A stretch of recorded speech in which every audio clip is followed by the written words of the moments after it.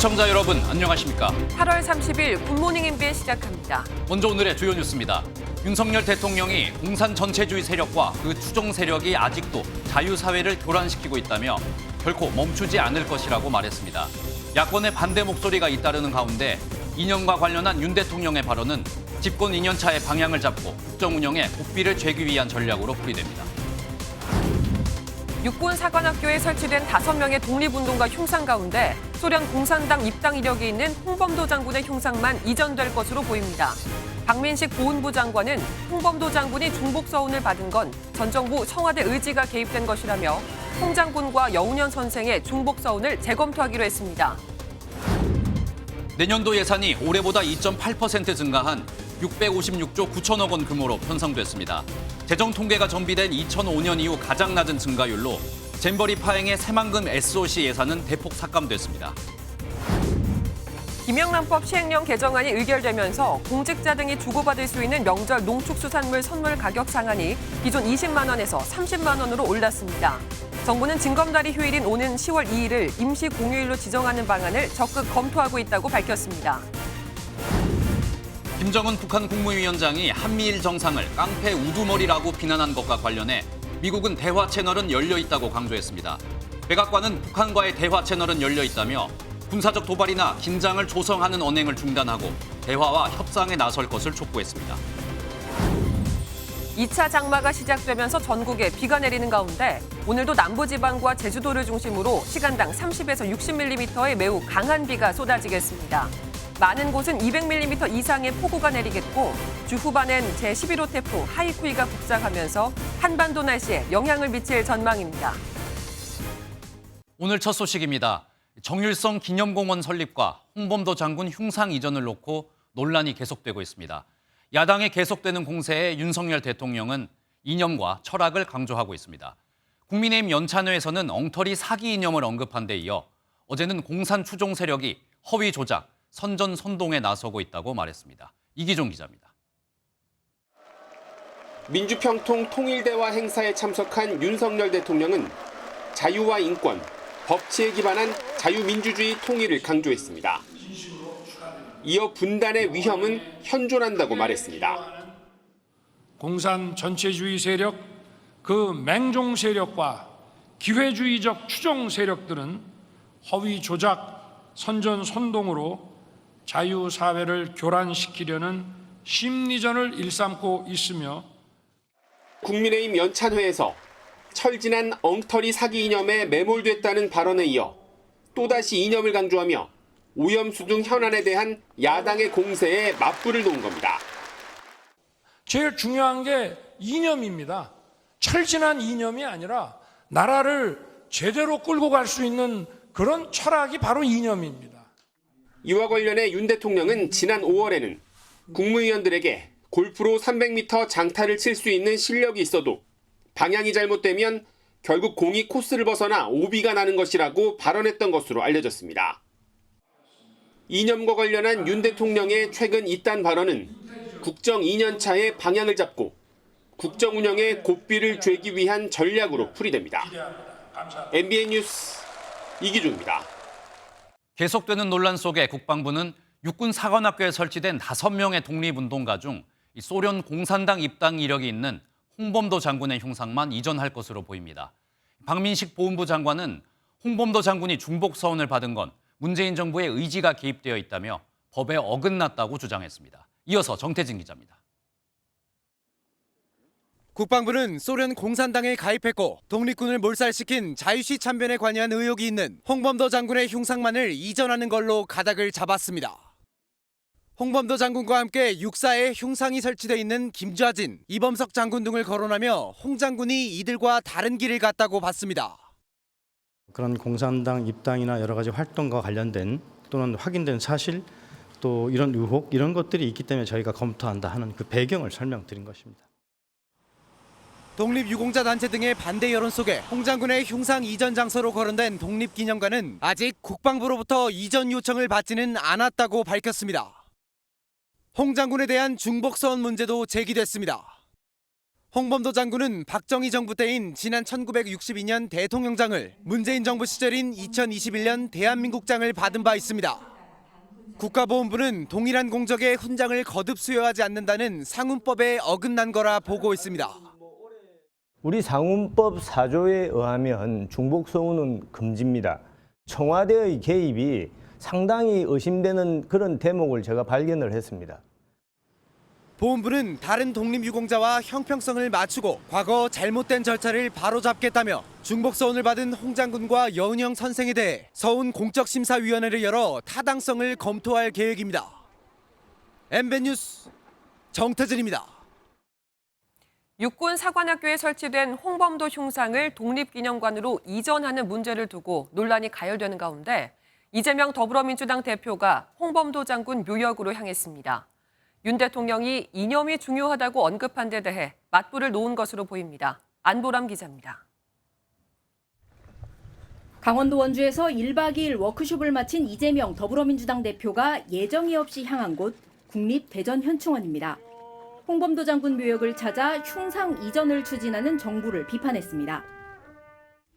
무능과 실정을 감추기 위해서 국민을 갈라치게 하고 이념 전쟁을 선동하기 위해서 독립전쟁 영웅을 부관 참시하는 일은 결코 용납할 수 없습니다. SNS에도 광복 전쟁 영웅 흉상 철거는 국민 편가르기 이념 전쟁용 부관 참시, 매국행위라고 썼습니다. 윤 대통령의 이념 발언에 맞불을 놓은 겁니다. 홍범도 장군 기념사업회 이사장인 민주당 우원식 의원은 독립운동가 후손들과 육군사관학교를 찾아 제2의 독립운동을 해야 하는 시대가 왔다고 했습니다. 정말 반헌법적이고 반국가적인 이 작태에 대해서 우리는 한 치도 물러나지 않고 끝까지 결연하게 싸우겠다. 국민의힘은 철거가 아니라 독립운동가를 독립기념관으로 이전하는 거라며 정부를 옹호했습니다. 육사 설립 취지와 독립운동가로서 홍 장군의 자취를 생각해 이전하려던 것인데 철거라는 잘못된 프레임으로 논란이 야기됐다는 설명입니다. MBN 뉴스 안보람입니다. 나라가 거덜나기 일보 직전에 정권을 인수했다. 그제 국민의힘 연찬회에서 윤석열 대통령은 문재인 정부의 재정 정책에 대해 독설을 쏟아냈습니다. 윤 대통령은 어제 국무회의에서도 건전 재정 기조를 지켜내겠다고 다시 한번 강조했습니다. 김태희 기자가 보도합니다. 선거 때 표를 얻기 위해서 막 벌려놓은 건지 그야말로 나라가 정말 거덜이 나기 일보 직전에. 그제 국민의힘 연찬회에서 나온 윤 대통령의 전 정부를 겨냥한 발언입니다. 벌려놓은 사업만 많고 전부 분식회계인 부실기업으로까지 비유했습니다.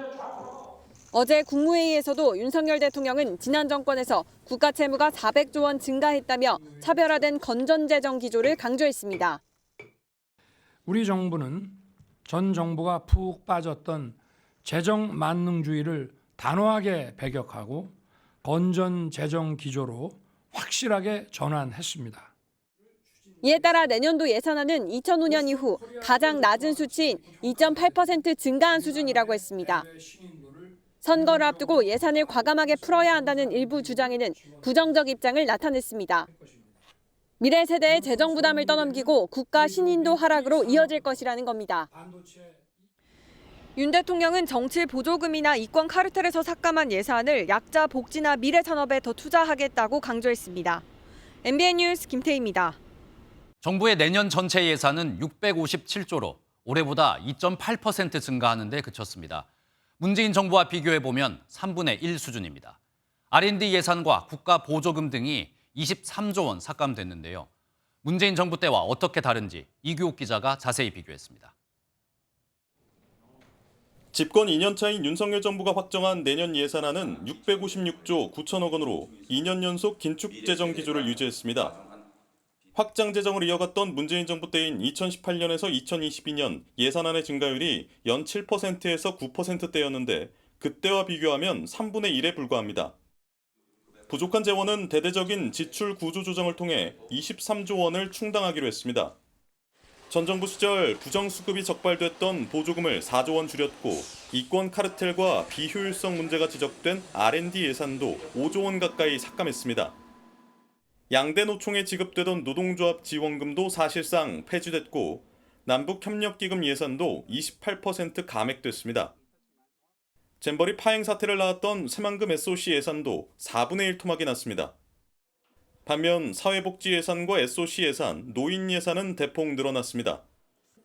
기초생활수급자의 생계급여를 역대 최대폭인 21만 원 올리고 지원 대상도 4만 가구가량 늘립니다. 공고은 노인 일자리도 역대 최고 수준인 14.7만 개를 늘려 103만 명에게 일자리를 제공하고 수당도 6년 만에 최대 월 4만 원 인상됩니다.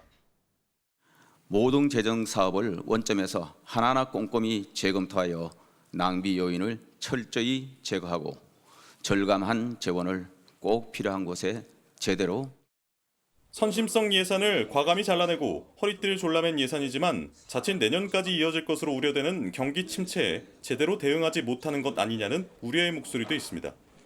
MBN 뉴스 이교욱입니다. 내년도 예산안을 살펴보면 가장 큰 특징은 이 파격적인 저출산 대책입니다. 핵심은 유급 육아휴직의 기간 확대와 부모급여 인상입니다.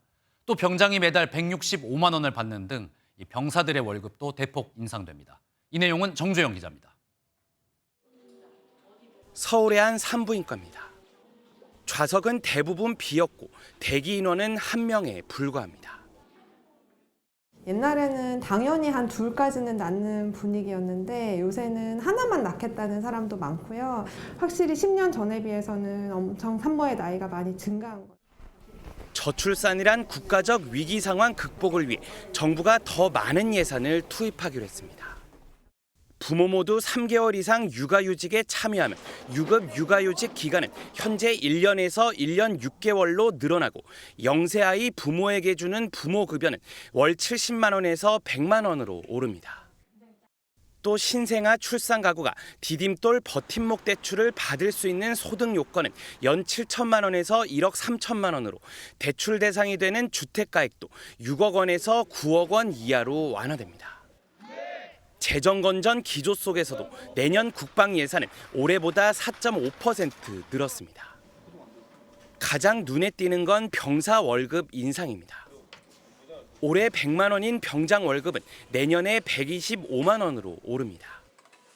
자산 형성을 돕는 내일 준비 지원금도 월 최대 30만 원에서 40만 원으로 올라 사실상 월 165만 원을 받게 됩니다. 초급 장교와 부사관에게 지급하는 단기 복무 장려금은 내년에 각각 300만 원, 250만 원 오릅니다. 병사 월급 인상에 따라 간부들의 열악한 처우가 부각된다는 우려를 반영한 조처로 풀이됩니다. MBN 뉴스 정주영입니다. 정부가 새만금 간척지를 제대로 활용할 수 있도록 하는 이 공항과 항만, 철도 등 새만금 기본 계획을 다시 세우기로 했습니다. 한덕수 국무총리는 새만금 기반시설 건설 사업이 확실한 경제적 효과를 올리려면 명확하게 목표를 재설정해야 한다며 국토교통부 등의 기본 계획 재수립을 지시했습니다. 국토교통부는 새만금 기반시설 건설 사업의 적정성을 검증하는 연구 용역을 내년 상반기까지 마무리하고 이르면 2025년까지 기본 계획을 재수립할 방침입니다. 인사청문회 준비를 위해 사무실에 첫 출근한 이균용 대법원장 후보자는 사법부를 통합해 공통 비전을 실현하겠다며 현행 김명수표 사법정책의 개혁을 시사했습니다. 그러면서 재산 축소 신고 의혹 등 갖가지 의혹에 대해선 잘못한 게 없다고 일축했습니다. 길기범 기자입니다. 인사청문회 준비를 위해 첫 출근한 이균용 대법원장 후보자. 가장 시급한 현안으로 또 사법부 신뢰 회복을 꼽았습니다. 그러면서 한 사람이 아닌 구성원 전체가 힘을 합쳐야 해결할 수 있다며 김명수 대법원장 체제 개혁을 암시했습니다. 사법부 구성원 전부를 통합하고 화합시켜가지고 그 비전을 실현하기 위해서 판사들이나 재판부 구성원 전원이 충실하고 신속한 재판을 실현할 수 있도록. 특히 김 대법원장 체제에서 문제로 지적된 재판 지연 문제를 맨 먼저 손볼 것으로 보이는데 이를 위해 인사 체제 등을 개선할 것으로 보입니다. 김 대법원장이 시행한 고법 부장판사 승진제도 폐지 정책이나 법원장 후보 추천제 등이 수정될 가능성이 제기됩니다. 이 후보자는 서울에 거주하며 부산 농지 등을 산 농지법 위반 의혹과 용산 아파트 값을 9년 동안 같은 가격으로 신고해 불거진 재산 축소 신고 의혹 등에 대해선 선을 그었습니다. 당시의 법령에 따라서 맞게 다 행동했다고 생각하고 제 생각에는 잘못한 것이 없다고 생각하고 있습니다. 또 처가 회사의 비상장 주식을 보유했지만 재산 등록에 포함되는 것으로 시행령이 변경된 사실을 몰라 신고를 못했다며 문제가 되면 매각하거나 백지 신탁하겠다고 밝혔습니다. MBN 뉴스 길기범입니다. 김정은 북한 국무위원장이 바이든 대통령을 포함한 한미일 정상을 깡패 우두머리라고 비난한 것에 대해 백악관이 입장을 내놨습니다. 긴장 조성 행위를 중단하고 대화에 나서란 겁니다. 워싱턴에서 최중락 특파원입니다. 백악관은 김정은 북한 국무위원장이 한미일 정상을 깡패 우두머리라고 비난한 것과 관련해 특별하게 말할 것은 아무것도 없다며 즉답을 피했습니다. 그러면서도 북한과 대화 채널은 열려 있다며 협상에 나설 것을 권고했습니다. Obviously, we have said many times, the lines of communication with the DPRK remains open. 조현동 주미대사는 김 위원장의 한미일 정상 비난은 오히려 한미일 3자 안보 협력을 강화할 뿐이라고 지적했습니다.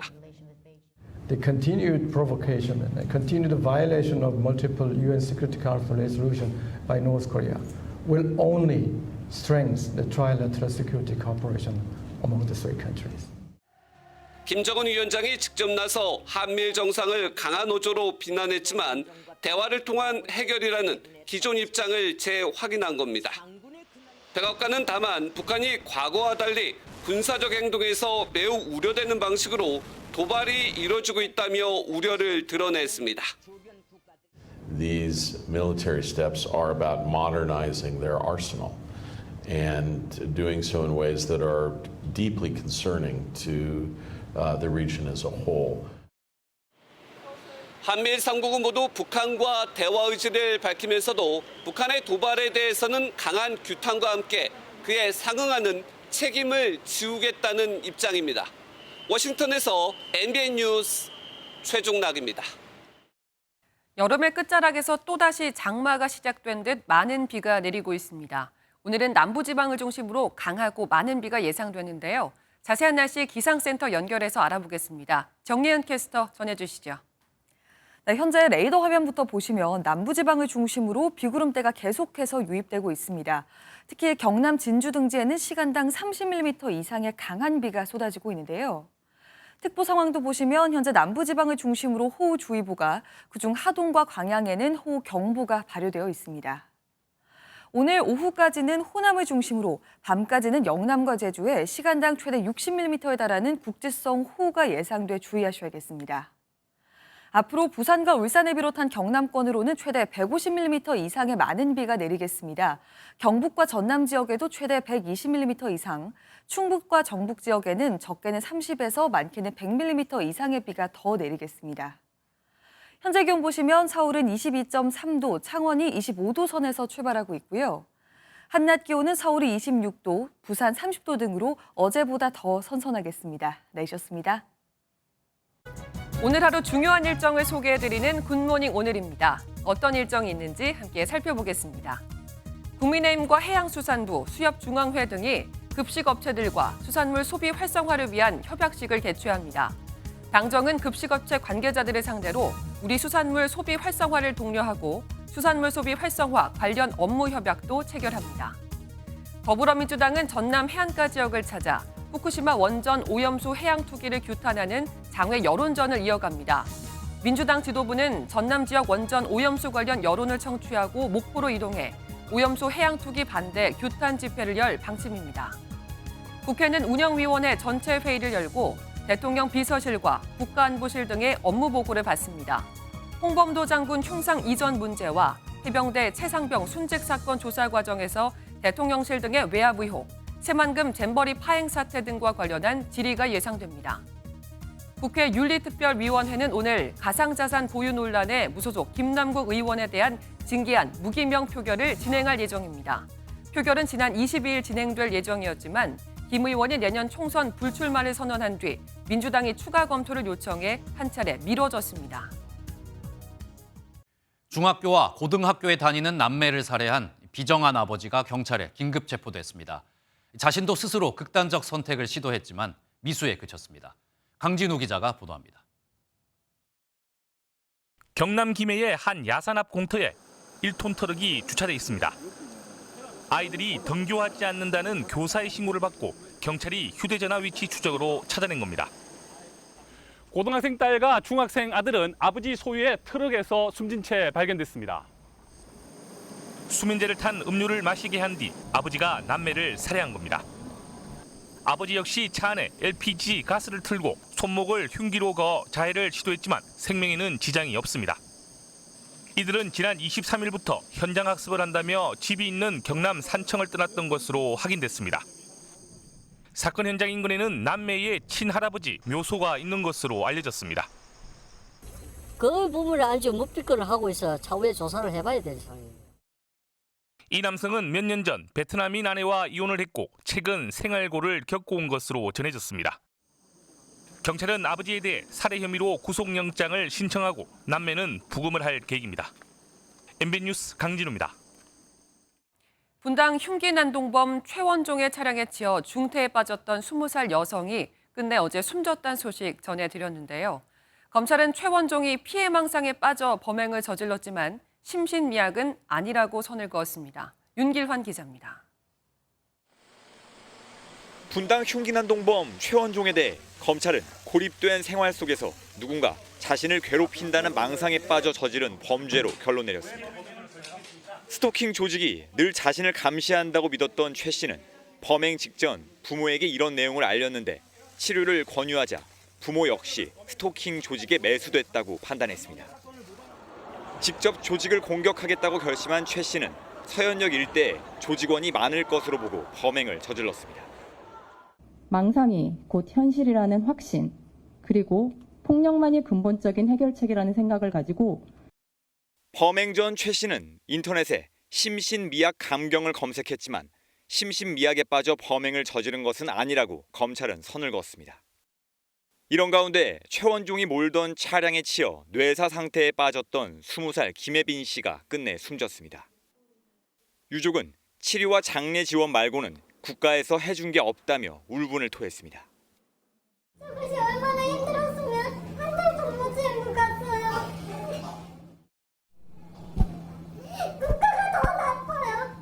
그 다른 장마 같은 놈보다 국가가 더 나쁘다고요.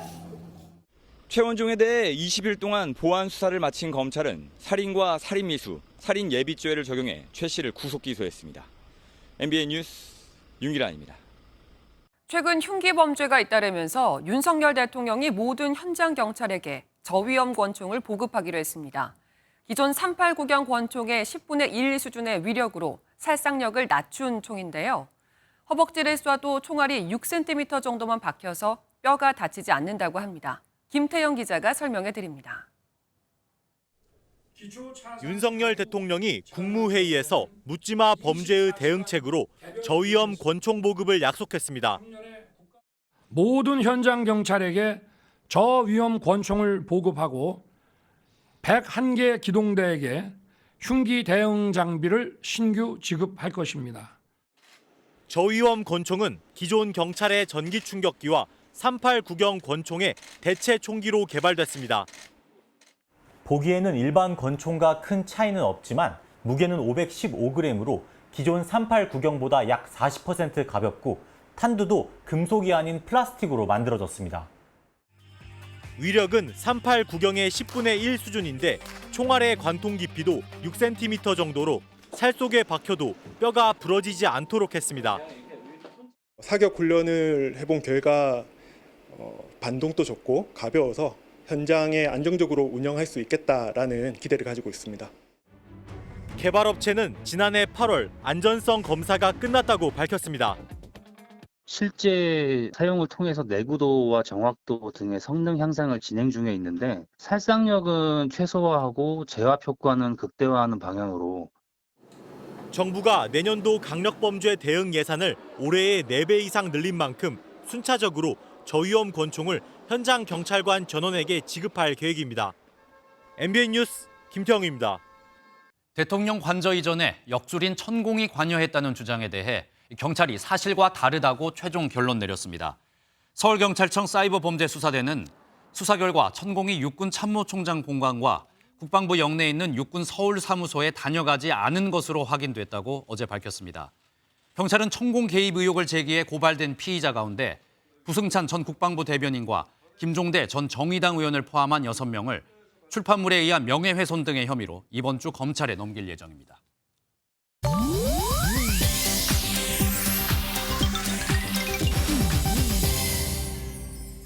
인터넷에서 화제가 되는 소식들을 모아서 전해드리는 인터넷 와그라글입니다.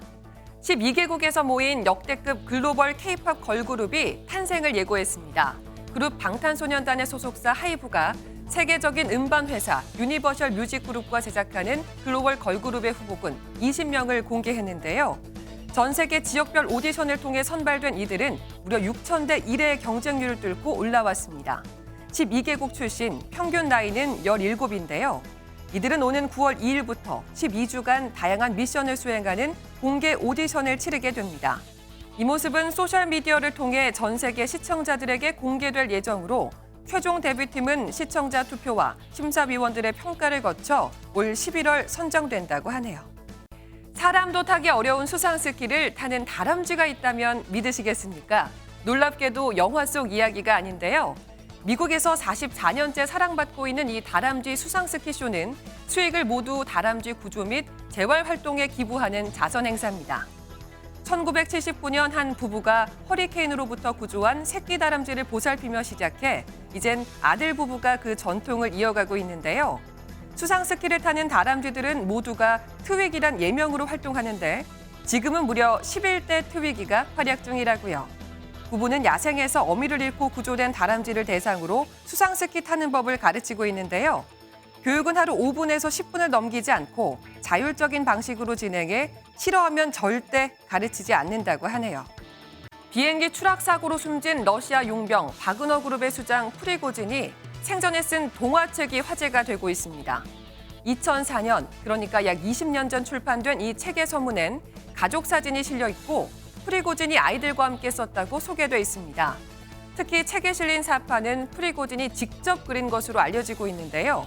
무자비한 전쟁 범죄로 악명이 높은 그가 아이들을 위한 동화책을 쓰고 이렇게 섬세한 사파를 그릴 정도로 뛰어난 예술적 재능을 가지고 있었다는 게 놀라울 따름입니다. 책은 프리고진이 숨진 뒤 1,000배가량 가격이 급등했다고 하는데요. 한때 한 중고책 거래 사이트에 360만 루블, 우리 돈으로 약 5천만 원에 판매한다는 글이 올라오기도 했다네요. 인터넷 와그라글이었습니다. 아이의 몸에 난 상처를 보고 학부모에게 전화했더니 이 밤길 조심하라는 협박을 듣는 일. 한 유치원 선생님의 이야기입니다. 서희초등학교 사건으로 교권 보호에 대한 목소리가 높아지고 있지만 유치원 교사들은 여전히 사각지대에 있습니다. 이혁재 기자가 취재했습니다. 얼마 전 한 유치원 교사와 명문대를 나왔다는 학부모 간 대화가 담긴 녹음 파일입니다. 다시 어디까지 배웠어요, 지금? 카이스트 경영대학 나와가지고 MBA까지 그렇게. 선생님 계속 이렇게 하시면은 선생님 위험해요, 되게. 유튜브에 공개되며 공분을 샀는데 교권 침해를 당한 유치원 교사 등 상담 건수가 2020년 77건에서 지난해 6배 이상 늘었습니다. 하지만 유치원 교사 탓으로 보는 곱지 않은 시선에 상담 창구를 아예 찾지 않는 경우도 많습니다. 9년째 유치원 교사를 하는 A씨. 아이의 몸에 난 상처를 보고 부모와 상담했다가 돌연 협박을 들었습니다. 아이 아버지가 선생님 밤길 조심하시라는 말까지, 교사의 말이 부적절하다, 정신이 이상한 선생님이다라고 소문을 내겠다라고 이렇게 협박을. 되풀이되는 교권 침해의 상담은커녕 아동학대를 신고하기도 겁이 납니다.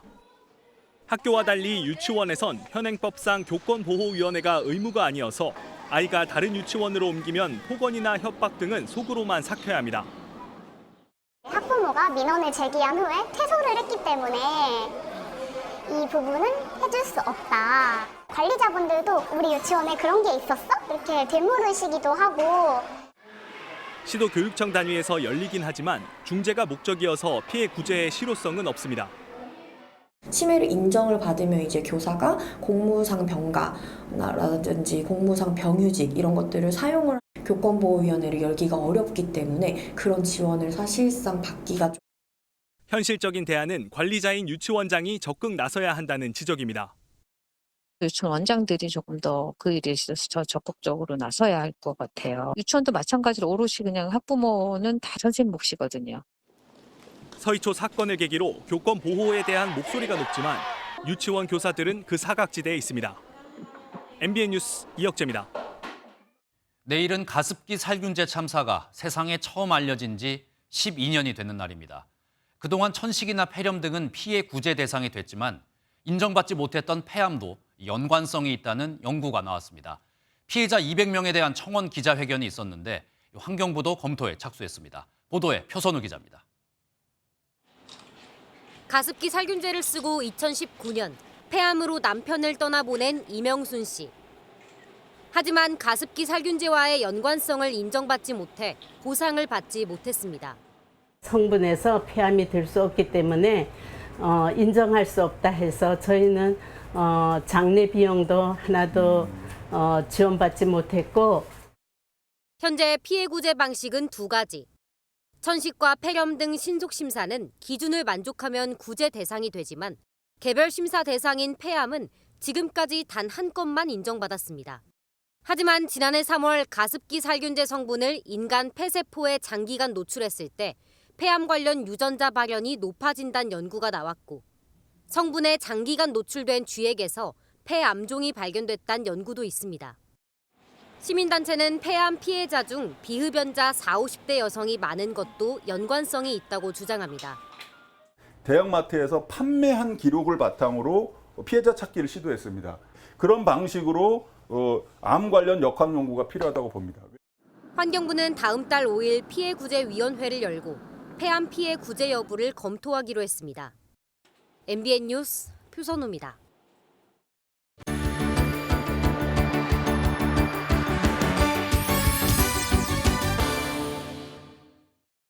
굿모닝 월드입니다. 기름값이 7주 연속으로 올랐답니다. 주유소 갈 때마다 한숨 쉬는 분들 많으시죠? 그런데 멀리 콜롬비아의 상황은 더한가 봅니다. 성난 운전자들이 결국 거리로 나왔습니다. 거리를 가득 메운 오토바이들이 연신 경적을 울려대고 줄지어선 버스도 눈에 띕니다. 길이 많이 막히나 싶은데 모두 휘발유 가격 인상에 대한 항의 시위 중인 운전자들입니다. 연료 가격 안정기금에 적자를 메우려는 콜롬비아 정부 방침에 따라 연료값이 석 달 만에 기존 2배인 1갤런당 4달러까지 치솟을 거라는데요. 운전자들은 차량 소유 자체가 범죄가 됐다고 한탄합니다. 수도 보고타와 주요 도시들은 교통 혼잡을 피할 수 없었는데요. 요동치는 국제 유가에 대응하기 위해서라는 게 정부의 입장이지만 성난 민심을 달래긴 쉽지 않아 보이네요. 자꾸 뭘 까먹고 이유 없이 우울해지고 그런데 알고 보니 그 원인이 머릿속에 들어있던 기생충 때문이었다면 믿어지시나요? 사람에게서 나온 것 자체가 세계 최초랍니다. 호주로 갑니다. 수집 용기에 들어있는 붉은 벌레 한 마리. 8cm 길이의 이 선충은 놀랍게도 사람의 뇌에서 산채로 발견됐습니다. 호주 캔버러의 한 병원에서 있었던 일인데요. 2년 전 복통과 발열 증세를 보였던 환자의 증상은 이듬해 기억상실과 우울증으로 발전했습니다. 해당 병원으로 이송된 뒤 지난 29일 머리에서 기생충을 제거하게 된 겁니다. 보통 비단뱀에서 나오는 이 벌레가 사람에게서 발견된 건 이번이 처음이라는데요. 다행히 치료는 잘 끝났지만 병원 측은 계속해서 경과를 관찰 중이라고 하네요. 굿모닝 월드였습니다. 웨스트포인트라고 불리는 미국의 육군 사관학교. 19세기 독립전쟁 영웅의 기념비를 복원하는 프로젝트가 있었는데요. 여기서 상자 하나가 같이 발견됐답니다. 안에 뭐가 있었을까요? 미 육군 사관학교 웨스트포인트에서 특별한 행사가 열렸습니다. 무대 위에 낡은 상자가 하나 놓였는데요. 이 납으로 된 상자는 독립전쟁 관련 기념비를 복원하는 과정에서 발견됐습니다. 비가 세워진 19세기 초 사관학교 생도들의 생활상을 알려줄 타임캡슐일 거라며 기대를 모았는데요. 수많은 군중이 지켜보는 가운데 상자가 열렸지만 그 속에선 아무것도 나오지 않았습니다. 손상된 틈으로 습기가 스며들어 내부 물품이 분해됐을 거란 분석인데요. 실망감을 뒤로한 채 연구진은 침전물을 걸러내고 추가로 연구를 이어갈 거라고 하네요. 당정이 10월 2일을 임시 공휴일로 지정하는 방안을 추진하면서 올해 추석은 6일이나 쉬는 황금 연휴가 될 가능성이 커졌습니다. 이참에 여행 떠나볼까 하는 분들도 있을 텐데요. 다들 생각이 비슷한지 항공권 구하기가 벌써 어려워졌다고 합니다. 코레일 추석 기차표 예매도 어제부터 시작됐습니다. 보도에 장명훈 기자입니다. 서울의 한 여행사 콜센터입니다. 다음 달 추석 연휴를 앞두고 문의 전화가 몰리면서 평소보다 분주한 모습입니다. 코로나19 엔데믹 후 맞는 첫 명절 연휴인데다 임시 공휴일 추진으로 추석 연휴가 6일로 늘 것이란 기대감에 수요가 몰린 겁니다. 황금 연휴 기간 동안에 그 패키지 여행 상품의 예약률이 전년 대비해서는 한 900%가량 증가했고요. 베트남이라든지 태국, 필리핀 이런 상품들이 지금 좀 높은 예약률을 보고 폭발적으로 늘어난 여행 수요에 항공권은 벌써 동났습니다. 베트남이나 일본, 필리핀 등 해외 관광지로 나가는 항공권이 대부분 팔렸고 가장 비싼 좌석만 일부 남았습니다. 제주도로 가는 국내 항공권 예약률도 80%에서 90%로 사실상 매진이 임박했습니다. 특히 6일 휴가 기대감에 비행 시간이 긴 지역을 가려는 수요도 늘었습니다. 유럽으로 가기로 했습니다. 제 가족 구성원 중에 한 명이 유럽에 헝가리에 있어가지고 추석 연휴도 길다 보니까 다 같이 가기로 했습니다. 명절 귀성길 기차표 예약도 시작됐습니다.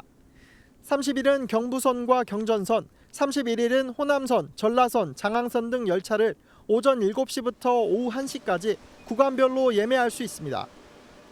수서 고속철 SRT 귀성길 예매는 다음 달 5일부터 사흘간 진행됩니다. MBN 뉴스 장명훈입니다. 국민권익위원회는 어제 국무회의에서 선물가액 범위를 조정하는 내용의 청탁금지법 시행령 개정안이 의결됐다고 밝혔습니다. 이에 따라 공직자들이 받을 수 있는 농수산물 선물가액은 기존 10만 원에서 15만 원으로 올라가고 명절 전후로는 현재 20만 원에서 30만 원까지 상향됐습니다. 이번 추석에는 9월 5일부터 10월 4일까지 최대 30만 원의 농수산물 선물을 공직자 등이 주고받을 수 있게 됐습니다.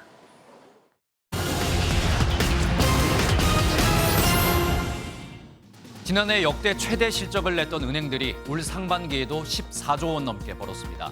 은행들은 지난 6월까지 14조 1천억 원의 당기 순이익을 냈는데 지난해 같은 기간 대비 43.9% 증가한 금액입니다. 이자 이익은 29조 4천억 원으로 전년 동기보다 3조 2천억 원 늘었고 수수료 등 비이자 이익도 3조 8천억 원으로 배 이상 증가했습니다. 오는 10월부터 흰 우유 가격이 1리터당 100원 가까이 오릅니다. 서울우유협동조합은 1리터짜리 흰 우유 제품의 출고가를 3% 인상한다고 밝혔습니다. 현재 2,870원에서 86.1원이 올라 2,956원이 될 전망입니다.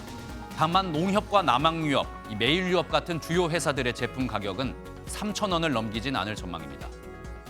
롯데카드 직원들이 100억 원대 배임 사건을 일으켜 충격을 주고 있습니다. 롯데카드 마케팅팀 직원 2명은 협력업체 대표와 공모해 105억짜리 부실 제휴 계약을 맺은 뒤 66억 원을 빼돌려 부동산 투자 등에 쓰다 적발됐습니다. 금융감독원은 해당 직원과 협력업체 대표를 검찰에 고발하고 롯데카드 임직원을 엄중 조치하도록 했습니다. 굿모닝 경제였습니다. 중국 경제가 내년까지도 어려울 거란 비관론이 점점 커지고 있습니다. 각종 부양책도 별 효과를 발휘하지 못하자 급기야 미국과 단절했던 통상 대화도 재개했습니다. 베이징 윤석정 특파원입니다. 중국의 한 기업 연구실에서 신입사원이 한창 작업 중입니다. 没进制造业之前，就我的看法就是传统的流水线，但是进来之后，跟我想象的就是完全不一样了。一整条线。 하지만 중국의 청년 실업률은 여전히 사상 최고 수준인 20% 이상을 기록하고 있습니다. 내수 침체와 수출 부진, 여기에 부동산발 연쇄 디폴트 위기로 채용 시장이 꽁꽁 얼어붙었기 때문입니다. 블룸버그 통신 조사에서도 올해 중국 경제 성장률 전망치는 5.1%로 직전 조사의 5.2%보다 더 낮아졌습니다. 내년 전망치 역시 기존 4.8%에서 4.5%로 하향 조정됐습니다. 기준금리 인하와 15년 만에 주식거래 인지세 인하 등 각종 부양책을 계속 내놓던 중국 정부는 급기야 미국과 단절됐던 통상 대화도 재개했습니다. 我愿意跟你共同努力，为两国、为世界的经济复苏增添动力。 We share over $700 billion of trade, and I concur with you that it is profoundly important that we have a stable economic relationship.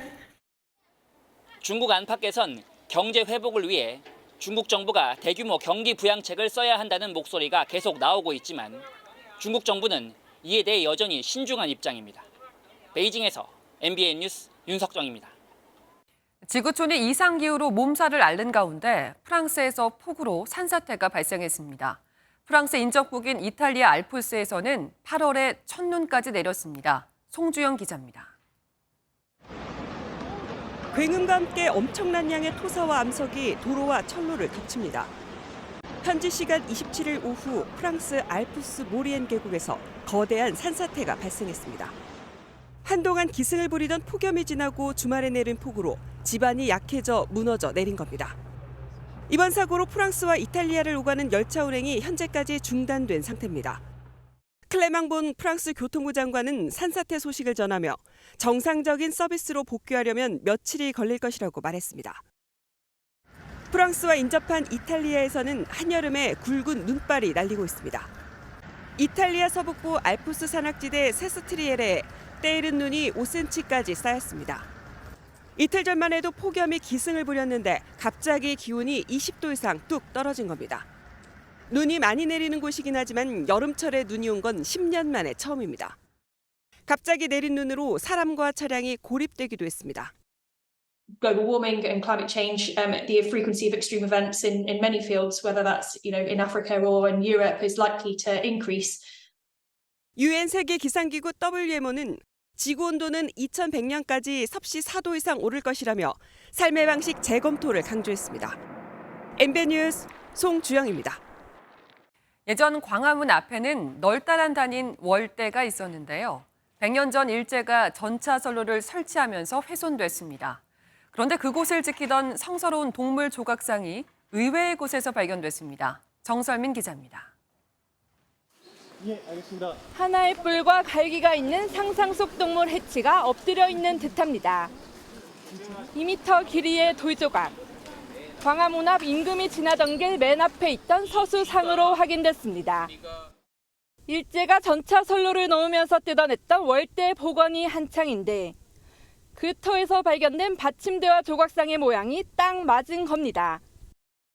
일제강점기 때 사람들이 지나다니고 하면서 일부분이 조금 마모가 되긴 했으나 사실 거의 완벽하게 남아있는 게 돌조각이 있던 곳은 삼성그룹 창업주인 고 이병철 회장의 수집품을 모아둔 호암미술관이었습니다.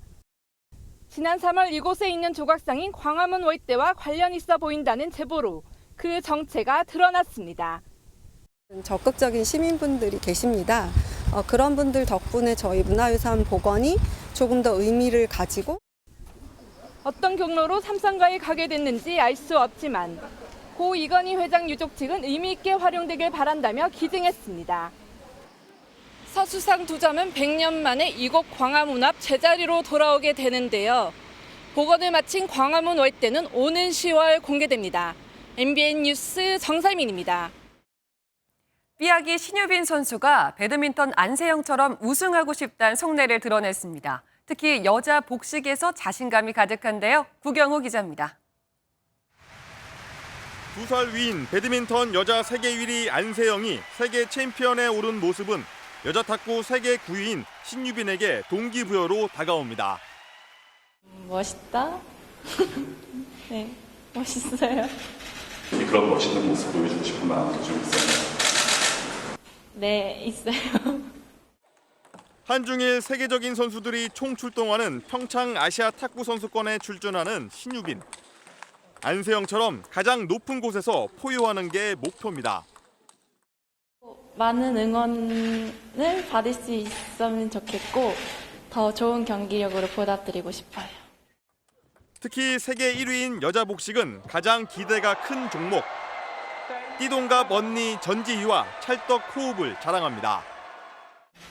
유빈이 이번에 부담감도, 그러니까 스트레스도 많이 받는 것 같아요. 여드름도 올라오잖아요.